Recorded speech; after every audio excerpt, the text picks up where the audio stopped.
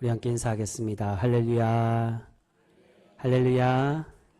한 주간 평안하셨습니까? 우리 옆에 있는 분들과도 인사하겠습니다. 우리 함께 인사할 때 사랑하고 축복합니다. 우리 인사하겠습니다.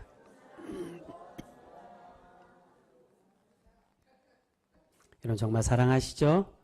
항상 그 사랑하는 마음 잊지 않고 변치 않는 우리 귀한 성도 되실 수 있기를 바랍니다. 여러분 장마가 계속되고 또한 장마가 잠깐 주춤하니까 폭염이 이어지고 있습니다. 우리 항상 건강 잃지 않도록 조심하시고 하나님의 사랑과 은혜 안에 거하며 서로를 위해 기도하는 그러한 복된 성도 우리 모두가 되실 수 있기를 주님의 이름으로 축복합니다. 여러분 4세기 황금의 입이라고 불리던 크리소스톰이라는 교부가 있었습니다. 그는 비잔틴 수도인 콘스탄티노플에 있는 교회에서 사역하면서 영적 각성과 개혁을 위해서 모든 열정을 아끼지 않았던 사람입니다.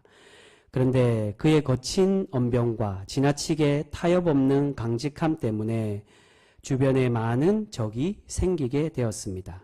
그러다가 당대 최고의 권력가였던 황후 유독시아에게 미움을 사서 그만 크리소스톰은 수도에서 멀리 떨어진 척박한 땅으로 유배를 가게 되었습니다. 크리소스톰은 이렇게 유배를 가게 되면서 자신이 평생 일궈온 사역이 실패하게 되었다라고 그렇게 좌절하게 되었습니다. 그런데 하나님은 결코 크리소스톰을 버리시지 않으시고 선하게 그를 인도해 주셨습니다. 자신이 실패라고 생각했던 유배는 도리어 전화위복이 되어서 자신을 살리는 길이 되었다는 것입니다. 당시 콘스탄티노플의 교회 내부에는 극심한 정치적 암투와 부패로 인해서 얼마 지나지 않아 피바람이 불기 시작했습니다. 황후는 자신을 비난하던 크리소스톰을 미워해서 그를 쫓아내기 위해 그를 귀양 보냈지만 유배지로 보낸 것이지만 그러나 그 덕분에 도리어 그는 피바람이 나는 그러한 정치적 학살과 영적 타락의 현장에서 목숨을 건지고 계속 사역을 이어갈 수 있었다는 것입니다. 도리어 자신의 유배지가 신앙인들의 순례지가 되고 많은 제자들이 찾아오게 되었습니다. 여러분 우리는 연약한 인간이기에 실수하고 실패할 때가 많이 있습니다. 하지만 우리가 신앙을 끝까지 지키고 하나님의 백성으로서 정체성을 지키며 살아갈 때 하나님은 우리와 여전히 함께하여 주시고 우리를 구원하여 주시는 줄 믿습니다. 그런데 중요한 것은 이렇게 우리가 이해할 수 없는 방법으로 때로는 우리를 반대하고 어렵게 하는 악한 존재들을 우리 하나님은 사용하셔서 그들 가운데 역사하셔서 우리를 구원해 가시고 우리에게 은혜를 내려주고 계신다는 것입니다.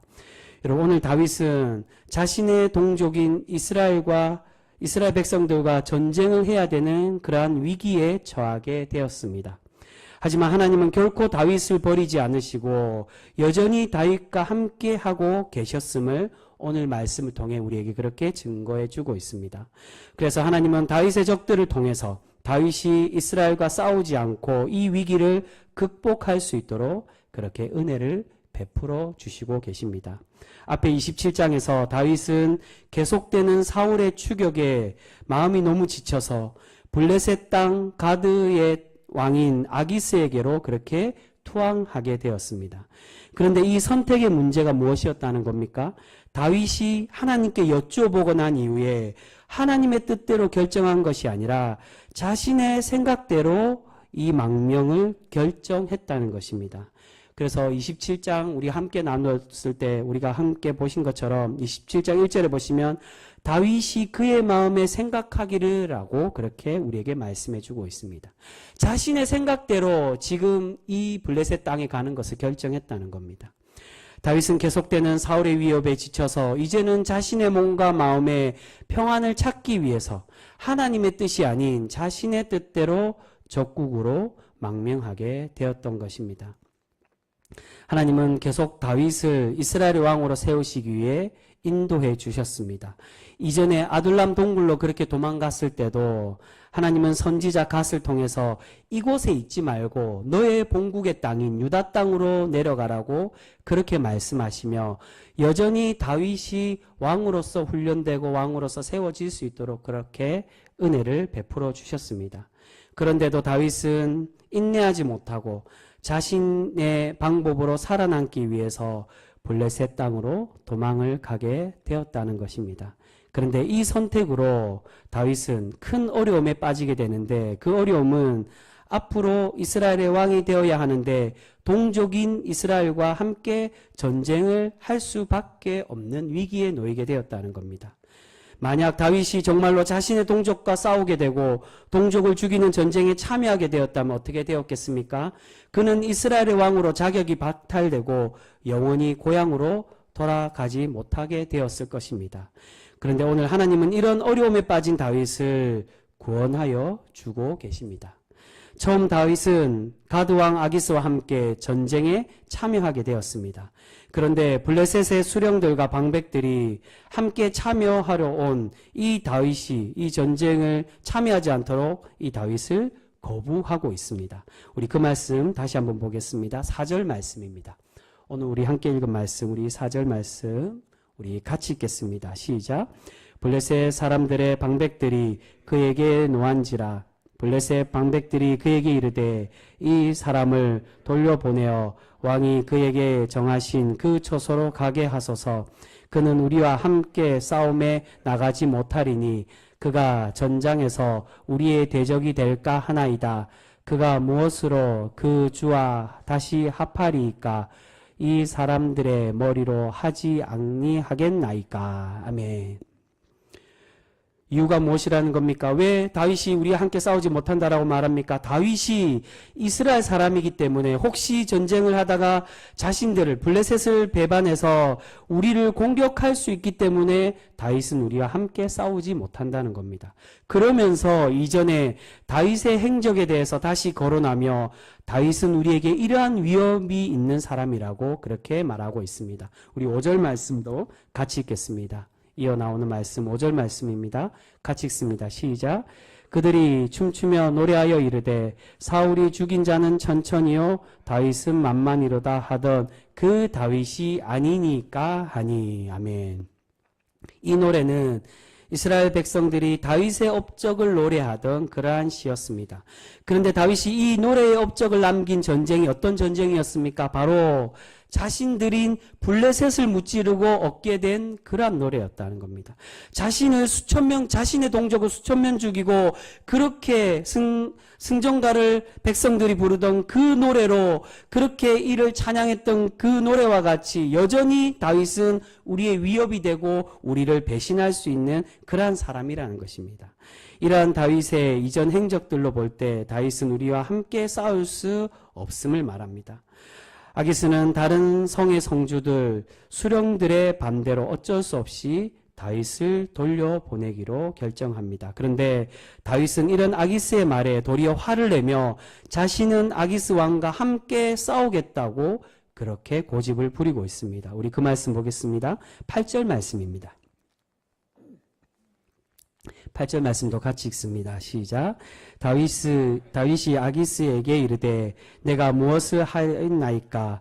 내가 당신 앞에 오늘까지 있는 동안에 당신이 종에게서 무엇을 보셨기에 내가 가서 내 주 왕의 원수와 싸우지 못하게 하시나이까? 하니. 아멘. 여러분, 다윗이 이렇게 화를 내며 싸우기를 원한 것이 정말로 진실함으로, 정말 진실되게 아기스와 함께 내가 자신의 동족인 이스라엘과 싸우겠다라고 그러한 의미로 지금 이 말을 하는 것일까요? 그렇지가 않았다는 겁니다. 당시에 용병이 전쟁에서 배제된다는 것은 모욕적인 그러한 일이었습니다. 다윗은 속으로는 다행이라고 생각했을 것입니다. 아, 내가 동족이랑 싸우지 않아도 되는구나. 천만다행이라고 그렇게 생각을 했는데, 그런데 왜 이런 이야기를 하느냐? 이것을 쉽게 받아들이고 당연한 것처럼 돌아갔다면 어떻게 되었다는 것입니까? 블레셋에게 의심을 살 수 있었다는 겁니다. 이렇게 모욕적인 대우를 받았던 용병이 다행이다라고 생각해서 돌아갔다면 저 다윗은 여전히 배신자라고 그렇게 의심받았다는 겁니다. 그래서 다윗은 블레셋을 완벽하게 속이기 위해서 거짓으로 화를 내며 이스라엘과 싸우기를 원한다라고 말하고 있는 것입니다. 이런 다윗의 용기에 아기스는 다윗의 충성을 인정하고 평안히 성으로 돌아가라고 그렇게 권하고 있습니다. 우리 그 말씀도 보겠습니다. 9절과 10절 말씀입니다. 9절 10절 같이 읽습니다. 시작. 아기스가 다윗에게 대답하여 이르되 내가 내 목전에 하나님의 전령같이 선한 것을 내가 아나 블레셋 사람들의 방백들은 말하기를 그가 우리와 함께 전장에 올라가지 못하리라 하니 그런즉 너는 너와 함께 온 내 주의 신하들과 더불어 새벽에 일어나라. 너희는 새벽에 일어나서 발거든 곧 떠나라 하니라. 아멘. 여러분, 다윗이 정말 이스라엘과 싸웠다면 그는 결코 왕이 될 수가 없었을 것입니다.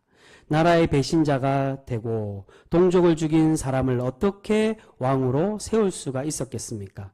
이런 어려움에 닥친 다윗을 지금 누가 동족인 이스라엘과 싸우지 않도록 그를 구원해 주시고 인도해 주고 계셨다는 겁니까? 바로 하나님께서 강권적으로 역사하셔서 적들의 마음을 움직여 다윗이 이스라엘과 싸우지 않도록 그렇게 은혜를 베풀어 주고 계시는 줄 믿습니다. 여러분, 오늘 말씀을 표면적으로 보면 이 말씀의 겉으로는 하나님께서 함께 하시고 역사하셨다는 말이 전혀 나오지 않습니다. 그리고 다윗이 정말로 이스라엘과 싸울까봐 걱정하고 있었다는 것도 나타나 있지 않습니다. 하지만 오늘 말씀을 깊이 있게 자세히 보시면 하나님은 다윗의 정체성이 무엇이며 그 정체성을 지킬 수 있도록 역사하시고 계심을 우리에게 말씀해 주고 있다는 겁니다. 여러분, 우리가 함께 읽은 말씀의 4절과 8절 그리고 10절을 보시면 계속해서 주인이라는 단어가 나옵니다. 주라는 단어가 나옵니다. 근데 이 세 번에 나오는 주가 누구를 말하고 있습니까? 바로 사울왕을 의미하고 있다는 겁니다. 다윗은 여전히 사울의 신하이며 사울이 다윗의 주인이었다는 겁니다. 우리가 함께 읽은 4절 말씀은 블레셋의 방백들, 바로 장관들이 하는 말로 되어 있습니다. 즉 이방인의 입에서 다윗은 누구냐, 다윗의 정체성은 무엇이냐, 바로 사울의 신하라고 그렇게 인정을 받고 있었다는 겁니다. 10절에서도 아기스가 다윗을 돌려보내며 하고 있는 말입니다. 너는 너와 함께 온 내 주의 신하들과 돌아가라고. 즉 옛 주인 사울의 신하들과 너는 돌아가라고. 너는 사울의 신하이며 너희와 함께 있는 이들이 사울의 그런 백성임을 인정하고 있었다는 겁니다. 그리고 중요한 말씀이 8절의 이 말씀입니다. 8절은 다윗이 고백하고 있는 말인데 내 주의 왕의 원수와 싸우겠다라고 말하고 있습니다. 여러분, 이 말의 표면적인 의미가 무엇입니까? 이 말의 원래 뜻은, 표면적인 의미는 아기스의 왕의 원수인 이스라엘과 나 다윗이 싸우겠다라는 의미로 되어 있지만, 그러나 이 말의 이면적인 의미, 더 깊은 의미는 다윗이 정말 이 말을 통해 진정으로 하고 싶었던 말은 내 주는 사울 왕이어서 나의 원수인 당신들과 블레셋과 싸우겠다라는 그러한 의미를 가지고 있다는 겁니다. 앞에 블레셋의 방백들이 걱정했던 것처럼 다윗은 정말로 전쟁에 나갔다면 자신의 정체성, 하나님의 군사이며 이스라엘의 백성임을 잊지 않고 이스라엘을 위해서 블레셋을 배신하고자 했던 것입니다. 그래서 하나님은 적군의 왕인 아기스를 통해서 사울이 어떤 사람인지를 우리에게 말씀해 주고 있습니다. 우리가 조금 전에 함께 읽은 9절 말씀에 보면 아기스가 다윗을 보고 어떻게 이야기합니까? 다윗은 하나님의 전령같이 선한 사람이라고, 즉 하나님의 선한 사자라고, 적의 이름을 통해, 이방인의 이름, 하나님의 적의 이 왕의 이름을 통해 다윗이 어떤 사람인지, 그의 정체성이 무엇인지를 우리에게 말씀하며 그렇게 전해주고 있습니다. 하나님은 이렇게 눈에 보이지 않으시고 아무 말씀도 하지 않는 것 같지만 여전히 다윗과 함께 하시고 다윗이 버림받지 않도록 그의 중심과 정체성을 지킬 수 있도록 함께하여 주고 계셨다는 것입니다. 여러분, 다윗은 자신의 순간의 실수로 하나님께 버림받고 이스라엘의 왕이 되지 못하는 절체절명의 어려움에 빠지게 되었습니다. 하지만 하나님은 비록 다윗이 실수하고 실패하는 것 같은 상황에서도 결코 다윗의 손을 놓지 않으시고 여전히 다윗과 함께 하셔서 다윗을 구원하여 주고 계시는 줄 믿습니다. 여러분, 왜 하나님은 이렇게 다윗의 뜻과 자신의 뜻대로 자신의 방법으로 블레셋으로 망명하여 그렇게 망명해간 다윗을 구원하여 주시고 여전히 함께 주고 계시는 것일까요? 그가 실수해서 다윗이 너 실수했기 때문에 내가 너는 버려야 되겠다라고 책망하실 수도 있는데 왜 여전히 다윗을 지켜주고 계시는 것일까요? 사울에게는 어떠했습니까? 하나님은 사울에게는 그렇게 엄하게 하셨던 분이 왜 다윗은 여전히 그를 사랑해 주고 계시는 것일까요? 그 이유는 바로 앞에 24장에 우리가 함께 나누었던 것처럼 다윗은 비록 몸은 적국의 소굴에 있었지만 자신의 중심은 여전히 하나님의 백성으로서 그의 정체성을 스스로 지키려고 노력하던 그러한 사람이었다는 겁니다. 아기스는 이스라엘을 공격해서 그 증거를 가져오라고 27장에 다윗에게 이야기합니다. 그래서 다윗은 말로는 이스라엘을 공격했다라고 말하지만 사실은 이스라엘의 적들을 죽이고 그 전리품을 아기스에게 바침으로 아기스의 눈을 속이고 있었습니다. 다윗은 이렇게 몸은 블레셋과 함께 있었지만 그는 항상 나라를 위해 이스라엘을 위해 싸웠고 하나님의 백성임을 잊지 않고 있었다는 것입니다. 이런 다윗의 노력과 헌신에 하나님은 다윗의 작은 실수를 용서하여 주시고 다윗이 왕이 될 수 있도록 여전히 다윗을 지켜주고 계시는 것입니다. 여러분, 오늘 하나님은 다윗을 지키시기 위해서 적군의 왕인 아기스를 사용하고 계시는 것을 볼 수 있습니다.